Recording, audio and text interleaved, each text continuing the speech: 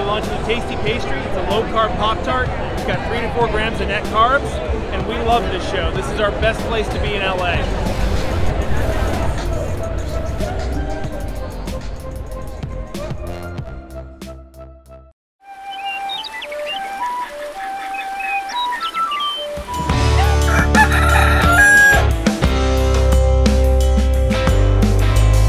Welcome back to Legendary Foods Muscle in the Morning.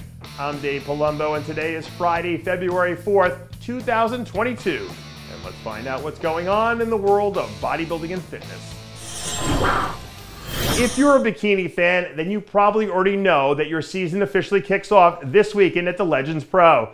And even if you aren't a bikini fan, you're probably an Ashley Kaltwasser fan, which means that you should definitely be tuning into Recap Wednesday next week.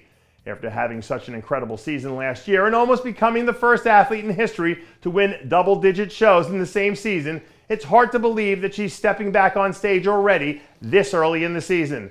But if she picks right back up where she left off last year, all of a sudden the path to hit double digits before the end of 2022 will start to materialize again. And this time, I don't think it would shock anyone if she winds up sealing the deal. I don't know if you guys here have been watching the news or paying attention to what's going on in Canada right now, but they've had one hell of a situation happening up there right now. But do you know what the craziest part of the whole thing is? Even a full-scale national event isn't enough to slow down Chris Bumstead now that he's locked in. A few days ago, Chris released this clip from a leg session where we saw him starting to pick up the intensity with his off-season training, which is something he did a lot of last year when he was on the way to winning his 3rd straight Olympia title. Working the heavy weights back into his program really seemed to give his body a different look this year. So if he keeps building on that foundation, it'll be interesting to see if that ends up being the key to extending his reign later in December. I know people like to say that pictures don't lie, but in a world full of filters and Photoshop, you can't always trust what you see. So I like to flip that saying and phrase it like this: pictures don't always tell the truth, but they do tell a story. And right now, the story that Justin Rodriguez's photos are telling is pretty obvious. For all intents and purposes, this is the best that Justin has ever looked this far out from any show. He's bigger, he's leaner, and he looks more complete from front to back than he did a few months ago.